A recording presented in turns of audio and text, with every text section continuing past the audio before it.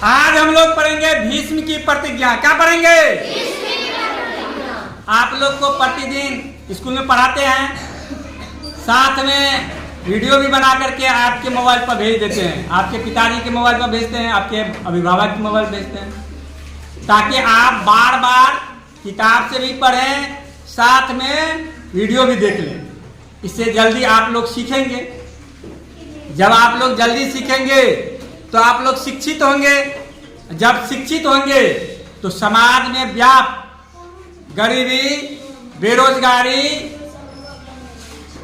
अंधविश्वास, कुरीतियां जैसे समस्याओं से लड़ पाएंगे, अशिक्षा जैसे समस्याओं से लड़ पाएंगे और अपना सामाजिक, मानसिक, शारीरिक, संज्ञानात्मक, संवेगात्मक विकास कर पाएंगे। इसीलिए जीवन में आगे बढ़ने के लिए शिक्षा काफी महत्वपूर्ण है। इसलिए पढ़ेंगे, पढ़ करके शिक्षित होंगे, ज्ञानवान होंगे, तब आप अच्छी जीवन जी पाएंगे। इसलिए प्रतिदिन पढ़िए, मन लगा करके पढ़िए आप लोग, और प्रतिदिन विद्यालय आइए, अपने साथियों को भी विद्यालय लाइए। वीडियो देखिए, चैनल को सब्सक्राइब कीजिए, शेयर कीजिए, ताकि और लोग भी सीख पाए। ठीक है, चलिए आज हम लोग पढ़ेंगे भीष्म की प्रतिज्ञा। क्या पढ़ेंगे?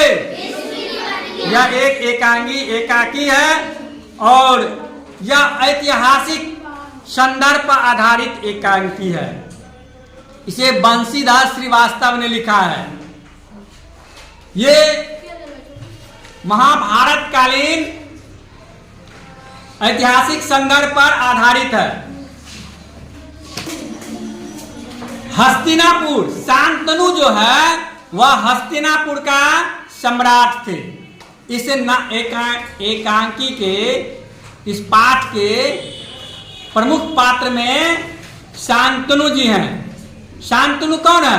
हस्तिनापुर के सम्राट हैं, राजा। कहाँ के राजा हैं? सबके मुंह से आवाज नहीं आया। कहाँ के राजा हैं? भीष्म, यह हस्तिनापुर के युवराज हैं। भीष्म कौन थे? हस्तिनापुर के युवराज। दशरथ दासराज, निषादों के राजा थे। दासराज कौन थे? निषादों के राजा थे। सत्यवती दासराज के पुत्री थी। दासराज के कौन थी? पुत्री थी।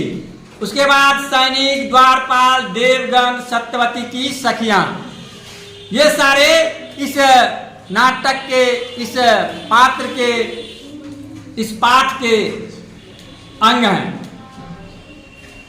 स्थान कहाँ है? यमुना के निकटवर्ती प्रांत में निषादों के राजा दासराज का निवास था। यमुना के तट पर निषाद के राजा दासराज का निवास स्थान था। दास राज भरत कुल में श्रेष्ठ हस्तिनापुर के महाराजा शांतनु का स्वागत है, जिनका स्वागत करने में देवराज इंद्र भी अपने को समेट नहीं पाते। उनका स्वागत निषादों का यह छोटा सा सामंत, निषादों का यह छोटा सा सामंत किस साहस से करे, फिर भी इस झोपड़ी में आपका स्वागत है। दासराज कहता है, हस्तिनापुर के सम्राट यमुना तट पर जो दशराज का निवास स्थान था, वहां पर शांतनु जब पहुंचते हैं तो दशराज, निषादों का राजा जो था, वह कहता शांतनु से, महाराज आपका स्वागत है, हमारे यहाँ आपका स्वागत है। आपको, आपका स्वागत करने में जहां इंद्र भी गौरवान्वित महसूस करते हैं, वैसे बड़े सम्राट का आज स्वागत मैं कैसे करूं? मैं आपका स्वागत करके धन्य हूं। यह दशराज कहता है। कौन कहता है? शांतनु, आप मेरे मित्र हैं दासराज, आप देश की अत्यंत प्राचीन जातियों के राजा हैं। शांतनु भी कहता है दशराज से, महाराज आप मेरे मित्र हैं और सबसे प्राचीन जातियों का आप राजा हैं। आपके पूर्वज निषाद राज गु को भगवान रामचंद्र का सखा होने का गौरव प्राप्त है। शांतनु कहता है कि आपके जो पूर्वज थे उसे भगवान रामचंद्र का पूर्वज होने का, सखा होने का, सखा मतलब क्या होता है? मित्र होता है। मित्र होने का गौरव प्राप्त है। मैं इस संबंध को, इस स्नेह सूत्र को और भी दृढ़ बनाने का विचार रखता हूं। शांतनु कहता है हम इस संबंध को और भी मजबूत बनाने का प्रयास करेंगे। दासराज यह मेरा सौभाग्य होगा राजन, आप आज्ञा दे। शांतनु कहता है आपकी परम सुंदरी कन्या योजना गंधा सत्यवती को मैं हस्तिनापुर का राजरानी बनाना चाहता हूं। शांतनु जो है हस्तिनापुर के सम्राट, वह दासराज से कहता है, निषाद राज, दासराज निषादों का राजा था, कि आपकी पुत्री सत्यवती जो है उसको मैं हस्तिनापुर का महारानी बनाना चाहता हूं। शांतनु आपकी परम सुंदरी, दासराज कहता है यह मेरा परम सौभाग्य होगा कि मेरी पुत्री का हस्तिनापुर की राजगद्दी पर बैठेगी। लेकिन ये छोटे निषाद राज के पुत्री हस्तिनापुर जैसे महान साम्राज्य का भार अपने ऊपर कैसे उठा पाएंगे राजा? शांतनु कहता है आपकी कन्या नारी रत्न है दासराज, वह संसार के बड़े बड़े सम्राट की राजरानी होने के योग्य है। आप अपनी सुंदरता से उर्वशी और मेनका को ललचाती हुई वह इंद्रपुरी की शोभा बढ़ा सकती है। फिर इस विवाह से दो जातियों का हृदय भी जुड़ेगा। निषाद हमारे मित्र बनकर हस्तिनापुर के राज की शक्ति बढ़ाने में कोई संकोच न करें। अब जो है हस्तिनापुर के सम्राट शांतनु कहता है हे निषाद राज, अगर आप अपने पुत्री का शादी हस्तिनापुर में करते हैं तो इससे दोनों जातियों के बीच में मधुर संबंध का विकास होगा और मधुर संबंध के साथ साथ हम लोग एक सूत्र में बंध जाएंगे। शांतनु दासराज फिर करता, संकोच नहीं महाराज, मेरी बेटी हस्तिनापुर की राजरानी बनेगी, यह तो मेरे लिए गर्व की बात है। भरत कुल के संबंध होने से मेरा गौरव भी बढ़ेगा। परंतु अब दासराज जो है, दासराज शांतनु से कहता है कि मेरी पुत्री अगर हस्तिनापुर की महारानी बनेगी तो ये तो हमारे लिए गौरव की बात है, लेकिन मेरा कुछ संकोच है, मेरा कुछ संकोच है। शांतनु कहता है कैसा संकोच है बताइए महाराज, कैसा संकोच है बताइए महाराज। दासराज कहता है परंतु मैं नहीं चाहता कि मेरी कन्या की संतान हस्तिनापुर के युवराज की सामंत बने, वीरों में श्रेष्ठ, अस्त्र विद्या में पारंगत युवराज देवव्रत के रहते हुए दूसरा और रास्ता ही क्या है। अब दासराज कहता है निषादों का राजा, आपको महाराज शांतनु का पुत्र का नाम था कौन? देवव्रत नाम था। बता देवव्रत जब तक है वह काफी विद्वान है, धनुर्विद्या में पारंगत है। जब वह बड़ा बेटा आपका है तो आपका बड़ा बेटा रहते मेरा नाती कैसे बनेगा हस्तिनापुर का राजा? शांतनु कहता साफ कहिए आप क्या कहना चाहते दासराज, मैं समझा नहीं। जब वो इशारों में कहा तब फिर दासराज कहता मैं चाहता हूं कि राजन कि आपके बाद सत्यवती का पुत्र ही हस्तिनापुर की राजगद्दी पर बैठे, नहीं तो इस विवाह का केवल एक अर्थ होगा, या तो सत्यवती की संतान के लिए दासता अथवा बलवान के साथ शत्रुता। अब जो है दासराज कहता है, क्योंकि वो भी तो राजा था, निषादों का राजा था। किसका राजा था?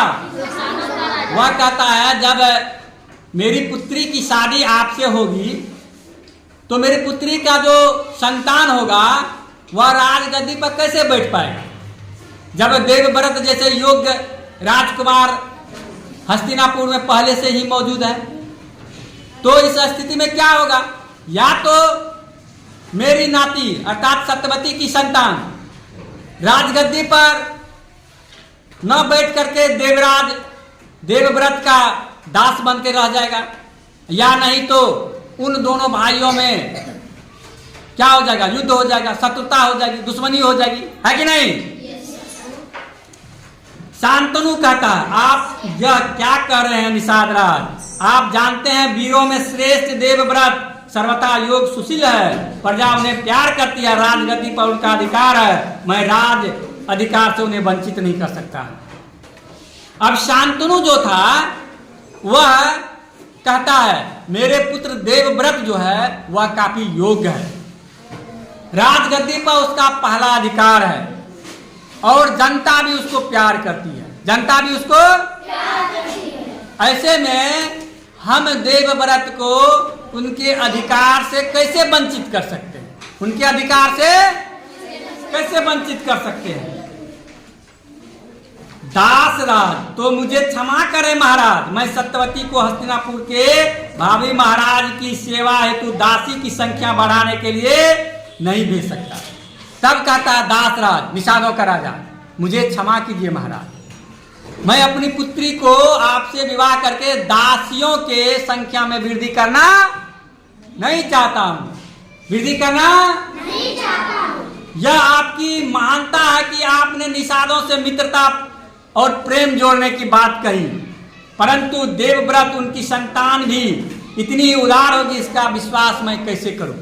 अब निषाद राज कहता है महाराज, हस्तिनापुर के महाराज से कहता है महाराज आप उदार हैं, देवव्रत भी अच्छे हैं, योग्य हैं, उदार हैं, यहां तक तो ठीक है, क्या इस बात का कोई गारंटी है कि देवव्रत का संतान जो होगा वो भी उदार होगा?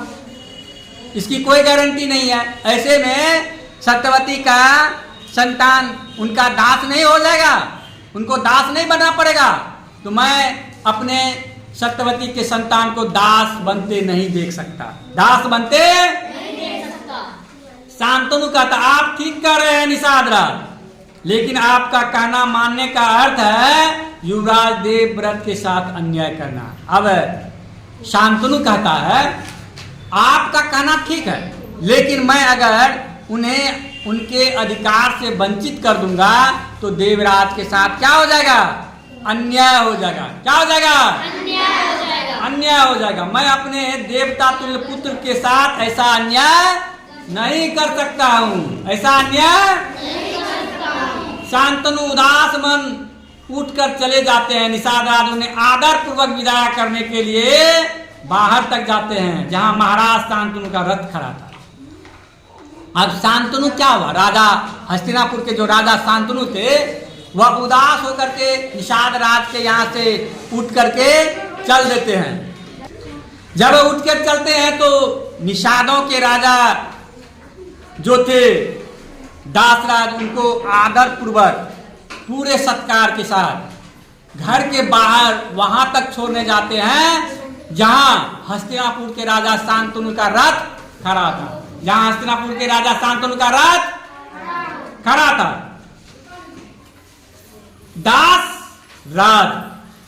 दासराज की पूरी में एक बार फिर हलचल होता है। अब जो है ये कहानी का दूसरा, अब कहानी का दूसरा दृश्य शुरू होता है। वीडियो चूंकि लंबा हो जाता है इसलिए इसको दूसरे पार्ट में